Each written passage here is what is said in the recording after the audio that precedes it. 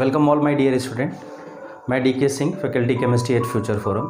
आज की क्लास में हम लोग basically law of chemical combination को कवर करेंगे। इसमें हमने 4 लॉ को डिस्कस कर लिया है लास्ट क्लास में। आज हम लोग रिमेनिंग जो भी लॉ हैं कॉम्बिनेशन से रिलेटेड उनको कवर करेंगे, ठीक है ना।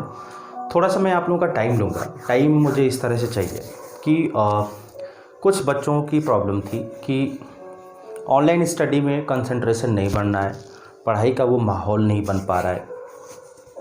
तो मैं आपको एक छोटा सा एग्जांपल देना चाहता हूँ। जैसा कि आप देख रहे हो कि हम इस समय अपने स्टूडियो में बैठ के वीडियो रिकॉर्ड कर रहे हैं, या हमारी जो भी टीम है आपके साथ या आपके लिए परमानेंट वीडियो शूट करी जा रही है, उसको इस लॉकडाउन में प्रोसेस किया जा रहा है और आपके तक पहुँचाया जा रहा है। तो बेटा हमारे एफर्ट्स में कोई कमी नहीं, हम चाहते हैं आपको बेस्ट से बेस्ट दें। मतलब हमारी कोशिश है कि हम आपको जो बेस्ट दे सकते हैं वो देने की कोशिश कर रहे हैं। मैं उन बच्चों की बात करूं जो कंपटीशन के लिए फोकस करते हैं, तो वैसे बच्चों के लिए तो आप कॉम्पिटिटिव स्टूडेंट्स हो, आपको ये फील नहीं करनी चाहिए कि आप ऑफलाइन पढ़ रहे हो या ऑनलाइन पढ़ रहे हो। भाई ऑफलाइन को हम छोड़ के ऑनलाइन क्यों पढ़ रहे हैं? क्योंकि हमारे सामने रिस्ट्रिक्शंस हैं।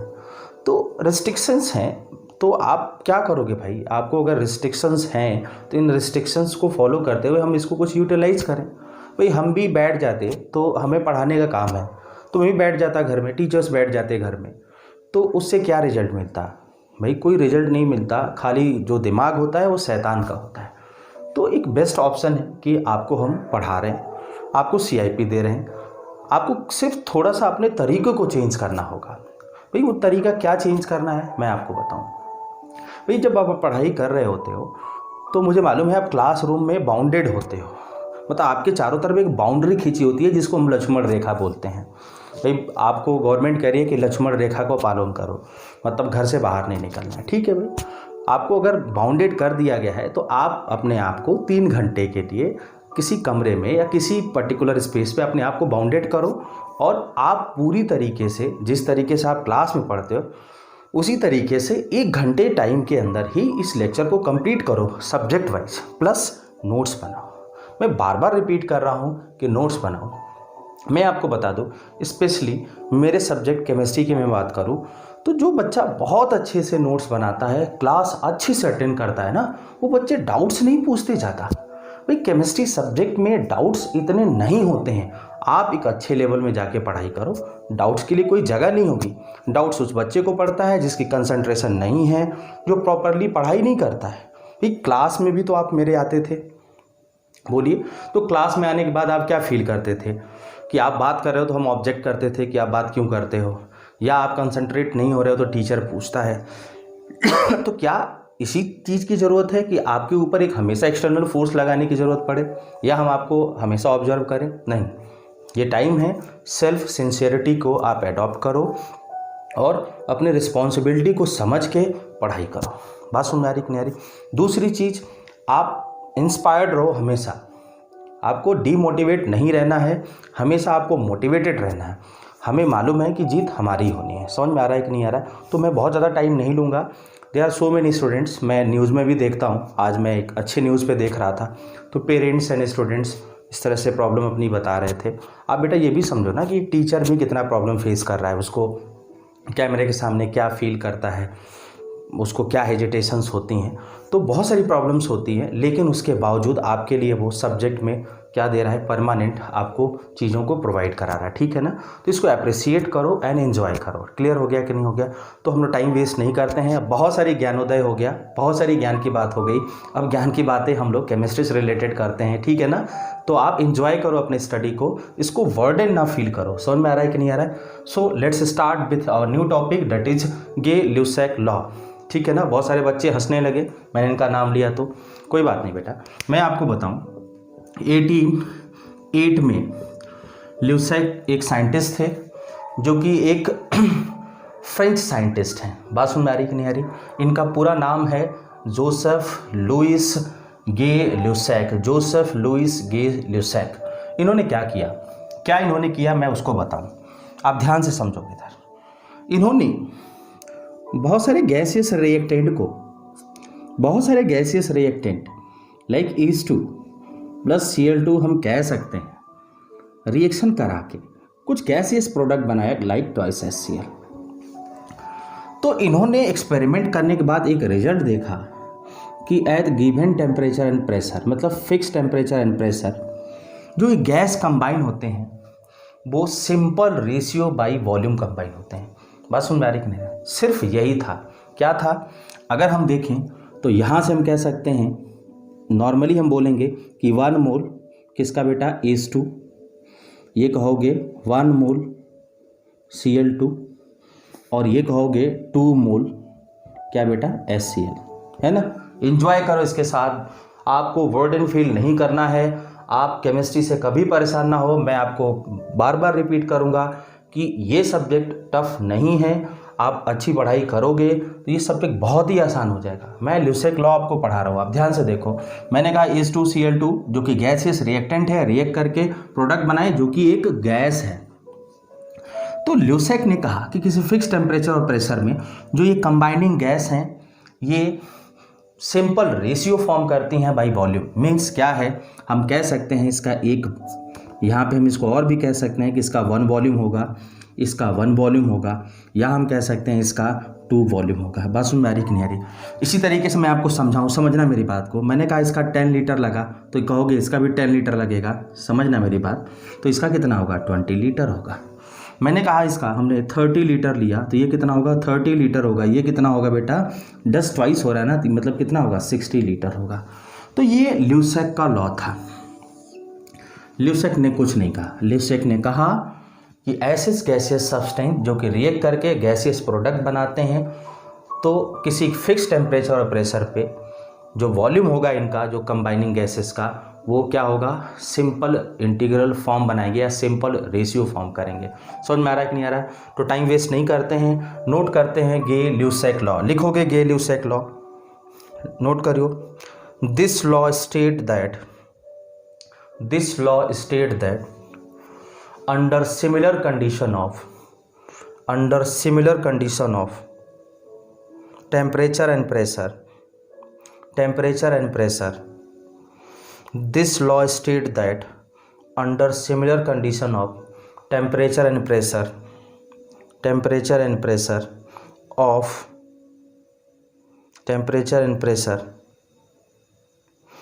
this law states that under similar condition of temperature and pressure volume ratio of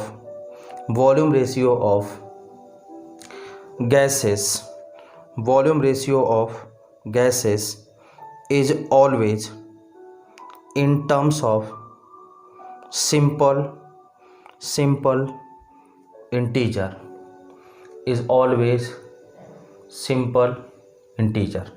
समझ में आ रहा है कि नहीं आ रहा? सिंपल इंटीजर है ना, देख लो 1 1 2 सिंपल इंटीजर है। एक एग्जाम्पल हुआ, मैं आपको और एग्जाम्पल देता हूँ। मैंने एग्जाम्पल आपको दिया, ध्यान से देखोगे। मैंने एग्जाम्पल दिया, मैंने कहा N2 प्लस थ्राइस H2 जो कि ट्वाइस NH3 बना रहा है, ठीक है ना। मैंने कहा 10 litre N2, 30 litre H2, 20 litre क्या बेटा? NH3। किस पे? Eight fix temperature and pressure. समझ में आ रहा है कि नहीं आ रहा है? एक एग्जांपल और ले लेते हैं। मैंने कहा SO2 प्लस O2, ये मैंने कहा SO3 देते हैं। Sulphur dioxide react with oxygen gives क्या बेटा? SO3।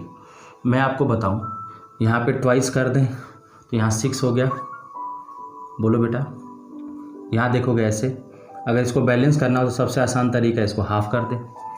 समझ में आ रहा है? तो आप कह सकते हो इसका 1, इसका हाफ और इसका बेटा 1। समझ में आ रहा है कि नहीं आ रहा है? या आप कह सकते हो इसका 10 लीटर तो इसका 5 लीटर, या हम कह सकते हैं इसका कितना बेटा? देखोगे 10 लीटर। या आप कह सकते हो इसका 1 भी तो इसका हाफ भी, इसका 1 भी। तो इतनी बातें आप कह सकते हो। बात समझ में आ रही कि नहीं आ रही? मीन्स सिंपल इसका रिजल्ट है कि जो स्टाइकोमेट्रिक कोफिशिएंट रेशियो होता है वही इनके वॉल्यूम का रेशियो होता है। बात समझ में आ रही कि नहीं आ रही? हम ये भी कह सकते हैं according to Gay Lussac law the volume of combining gas at given temperature and pressure is in ratio of their stoichiometric coefficient. Stoichiometry ये इनके कोफिशिएंट क्या होता है, स्टाइक्योमेट्रिक कोफिशिएंट होते हैं। तो किसी रिएक्शन में रिएक्टेंट एंड प्रोडक्ट के जो कोफिशिएंट होते हैं उनको हम स्टाइक्योमेट्रिक कोफिशिएंट करते हैं। यहाँ पे कोफिशिएंट 1, यहाँ पे कोफिशिएंट 3, यहाँ पे कोफिशिएंट 2, मीन्स हम कह सकते हैं ये 1:3:2 के रेशियो में होंगे, या इसको हम कह सकते हैं इसका 1 भी, इसका 3 भी, तो इसका कितना बेटा 2 भी। समझ में आ रहा है कि नहीं आ रहा है? तो ये है गे-ल्यूसेक लॉ। समझ में आ गया कि नहीं आ गया? बोलिए, सबको समझ में आ गया? फटाफट नोट करिए, नोट करिए फटाफट।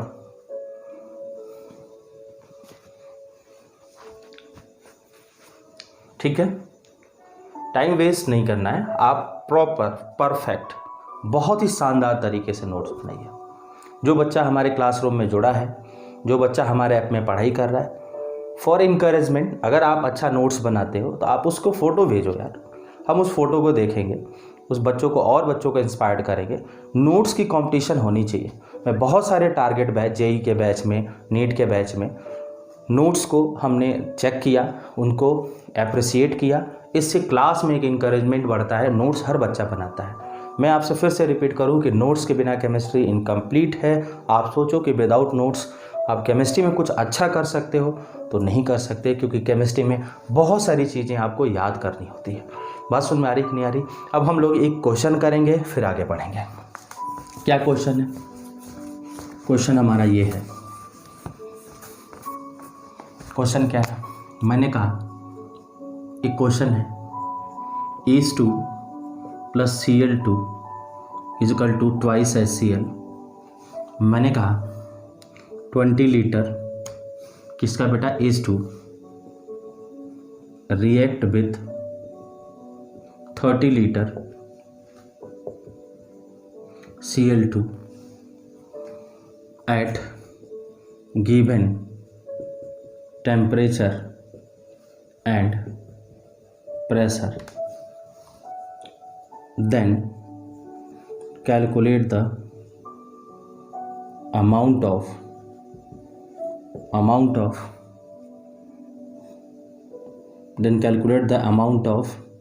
product in liter, या volume of product in litre, ऐसा भी बोल सकते। क्वेश्चन देखिए फटाफट।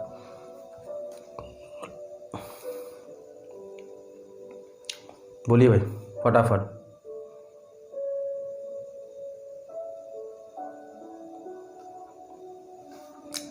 बोलिए फटाफट, इसको नोट करिए। कैसे करेंगे इस क्वेश्चन को?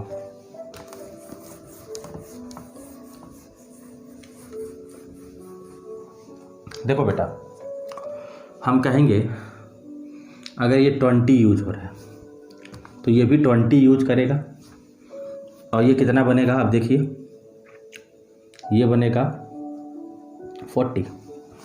समझ में आ रहा है कि नहीं? आप कहोगे सर इसका तो 20 लिया, इसका 30 लिया, कोई बात नहीं।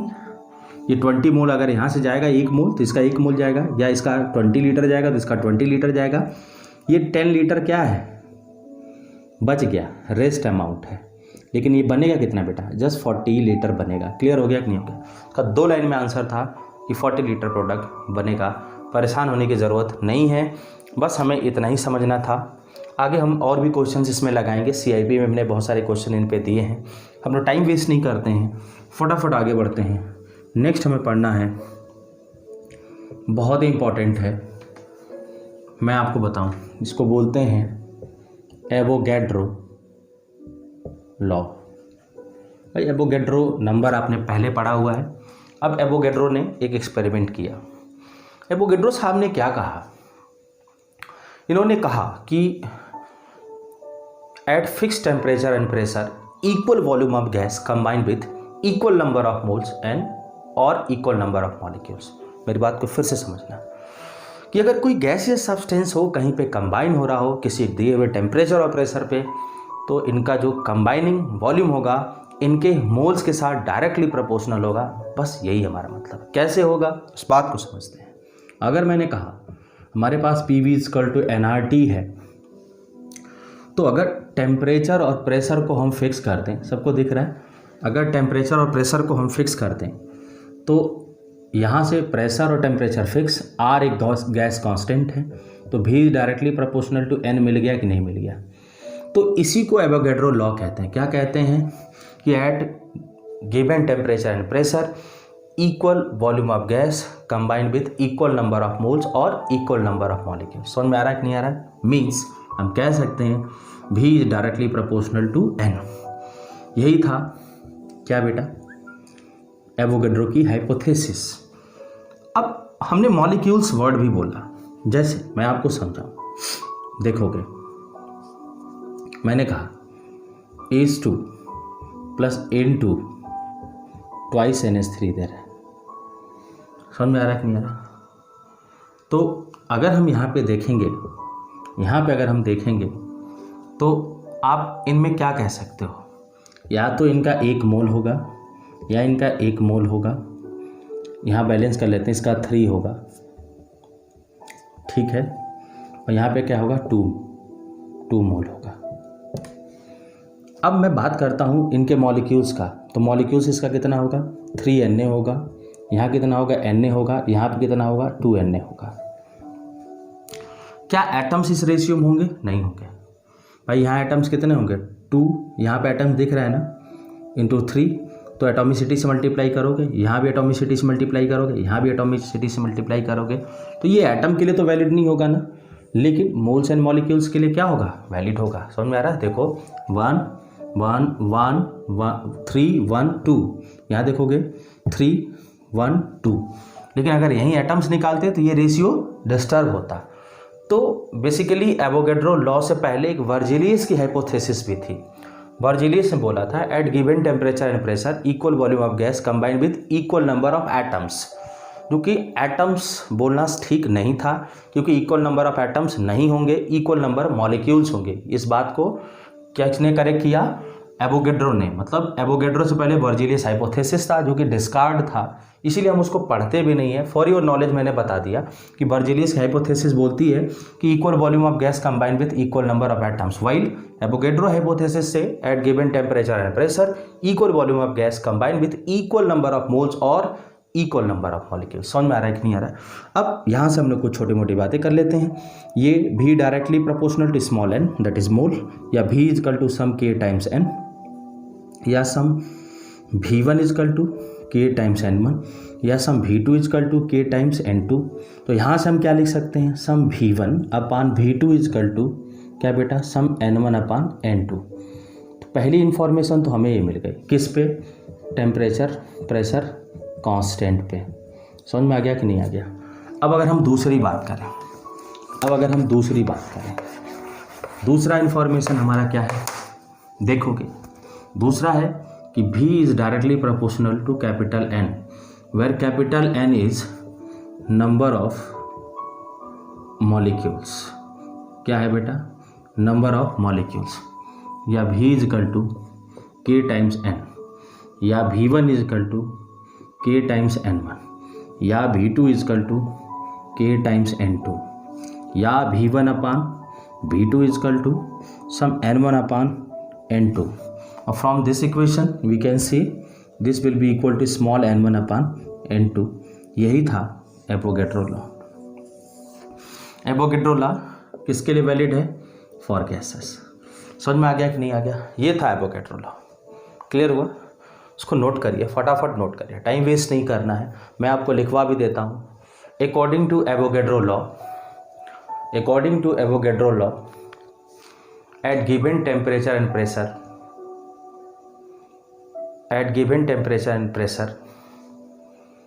Equal volume of gas combined with equal number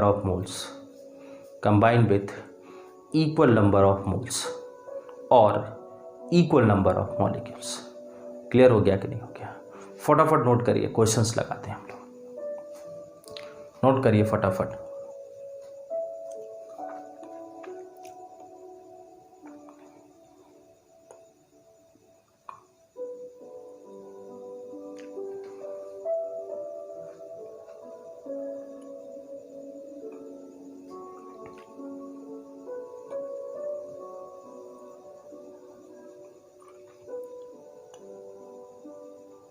चले बढ़े आगे।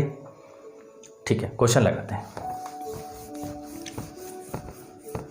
क्वेश्चन मैं बोल रहा हूँ, अपना नोट करोगे, लिखोगे equal masses of oxygen hydrogen, ऐसे लिखोगे equal masses of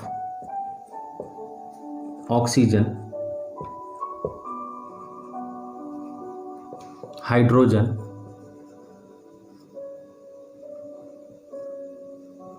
and methane taken in container, then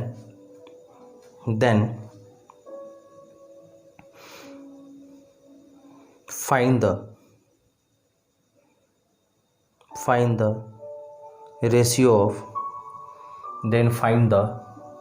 ratio of volume of gas। ठीक है ना, then find the ratio of volume of gas at identical condition of pressure and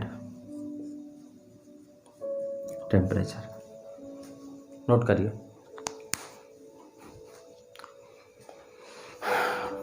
question आपको समझ में आ रहा है?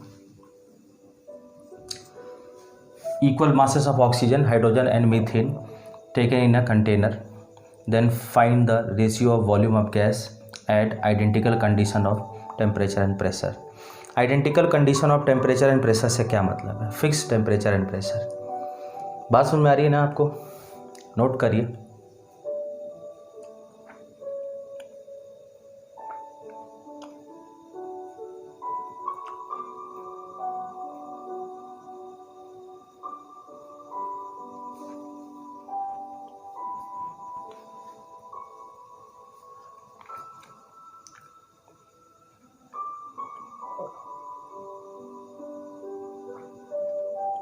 कैसे करेंगे देख लीजिए। अगर इसको हम सॉल्व करें, तो let mass of gases x, तो मोल्स निकालें, मोल्स ऑफ ऑक्सीजन। अब ऑक्सीजन यहाँ गैस होगा ना बेटा, क्योंकि गैस के लिए वैलिड है, तो O2 होगा x डिवाइडेड बाई 32। अगर मैं मोल्स ऑफ H2 की बात करूँ तो कितना होगा x डिवाइडेड बाई 2। अगर मैं मोल्स ऑफ मीथेन की बात करूँ x डिवाइडेड बाई 16 होगा कि नहीं होगा? फटाफट देखिए इनको। अगर ये रेशियो मोल्स के हैं तो वॉल्यूम का क्या रेशियो होगा? बोलो भाई। अगर मैं रेशियो ऑफ वॉल्यूम की बात करूं तो it will be same as ratio of moles, मतलब यही रेशियो क्या होगा? वॉल्यूम का होगा।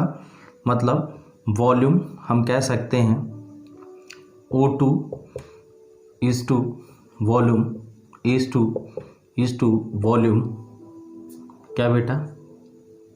CH4 will be equal to क्या बेटा?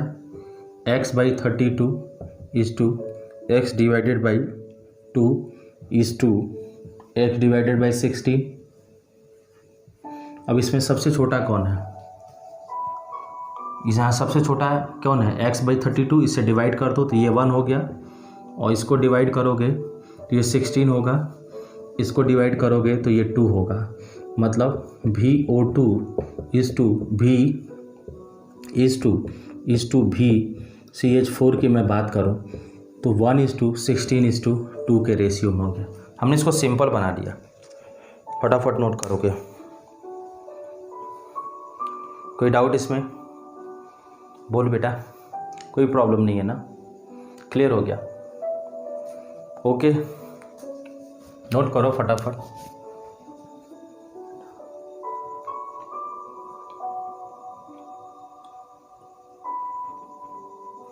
क्लियर हो गया?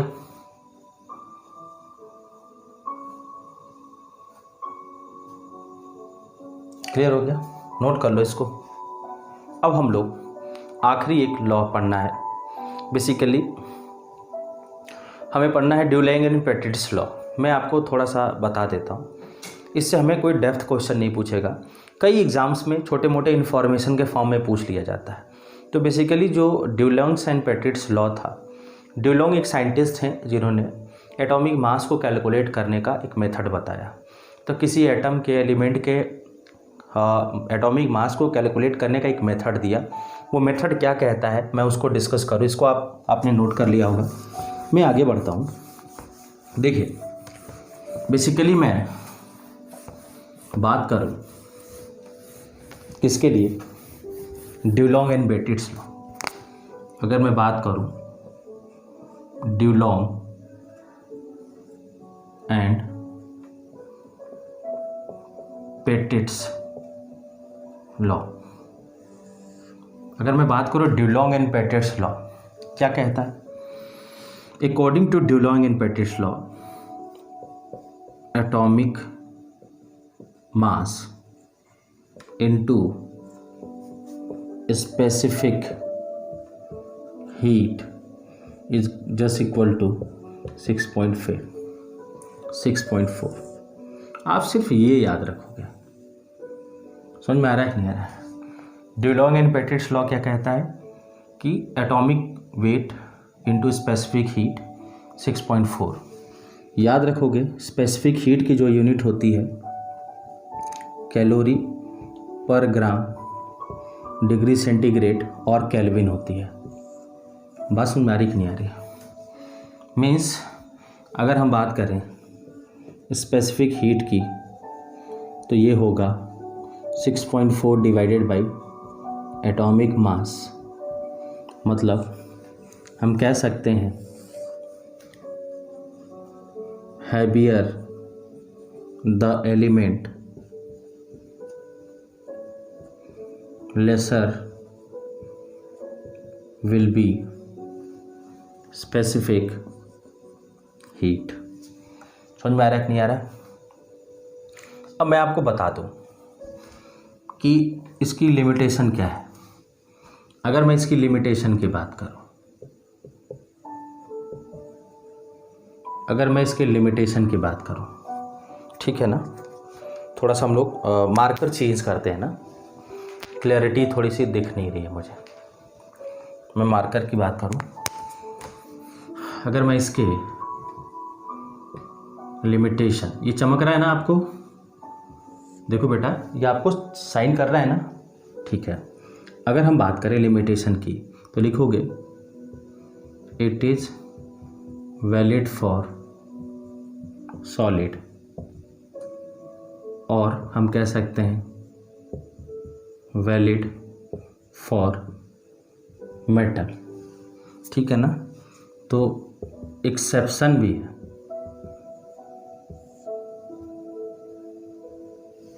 क्या है, बाप बेटे में कहा सुनी। बाप का मतलब बोरॉन, बेटे का मतलब Be, कहा सुनी का मतलब C, ठीक है। सुनी का मतलब Si। मतलब boron, beryllium, carbon and silicon के लिए वैलिड नहीं है। ये इसके लिमिटेशन है, इनके लिए वैलिड नहीं होता। Boron, beryllium, carbon and silicon बाप बेटे में कहा सुनी। याद करने का एक तरीका है, आपको याद रहेगा और भी अच्छी बात है। समझ में आ गया? तो ये रहा हमारा आज का जो सेशन है, जिसमें लॉ ऑफ केमिकल कॉम्बिनेशन हमने कंप्लीट किया। अब हम इनको आगे इसी सेशन में हम लोग क्वेश्चंस को सॉल्व करेंगे। फटाफट इसको नोट करिए, सभी लोग नोट करें, फिर हम आगे के टॉपिक्स को स्टार्ट करते हैं जिसमें हमें क्वेश्चंस लगाने हैं।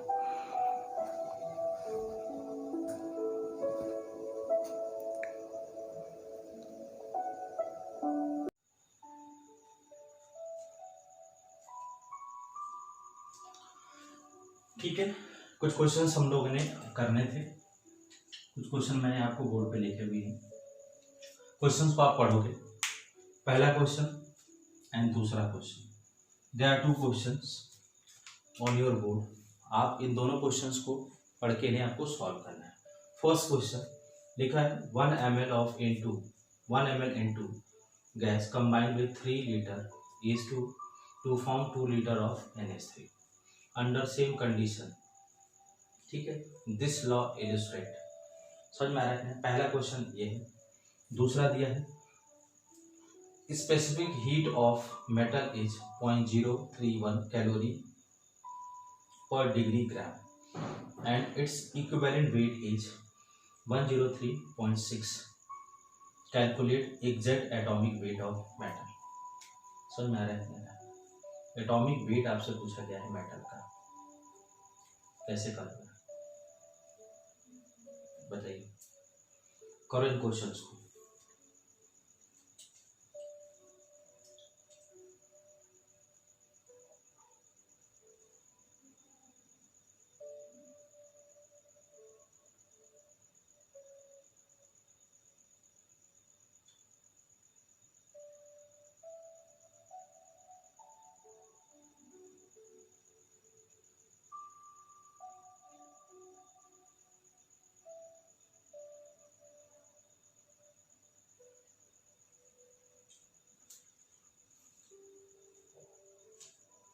बोलो बेटा कैसे करोगे। पहला क्वेश्चन देखिए, फर्स्ट क्वेश्चन देखिए, हम लिख सकते हैं first question N2 plus thrice H2। इसको हमने एग्जांपल्स में डिस्कस किया था। ट्वाइस NH3, इसका 1 मोल, इसका 3 मोल, इसका 2 मोल। यहाँ हम कह सकते हैं इसका 1 लीटर, इसका 3 लीटर, इसका 2 लीटर। ये कब होगा? जब ये गे ल्यूसेक लॉ होगा। मीन्स इसमें हम बोलेंगे फोर्थ ऑप्शन हमारा करेक्ट है, गे ल्यूसेक लॉ। क्लियर होगा? बोलिए आगे बढ़े। Question number 2। क्वेश्चन नंबर 2 के लिए हम आपको 1 मिनट का टाइम देते हैं। क्वेश्चंस को अटेम्प्ट करो। Start with your pen and copy and solve this question. Time waste नहीं करना है। जो भी क्वेश्चन बोर्ड पे लिखे हैं उस क्वेश्चन को आप चैलेंज के फॉर्म में लो बेटा। तो उन क्वेश्चंस को आपको इवन वीडियो पॉज करके आपको खुद से कुछ टाइम देना चाहिए। मैं बता दूं, यही वो टाइम होता है जो सबसे अच्छे से पढ़ाई करने का टाइम होता है। एग्जाम्स के डेट आ जाएंगे या एग्जाम्स होने वाले होंगे तब आप प्रॉब्लम फेस करते हो। अभी बहुत अच्छे से पढ़ो।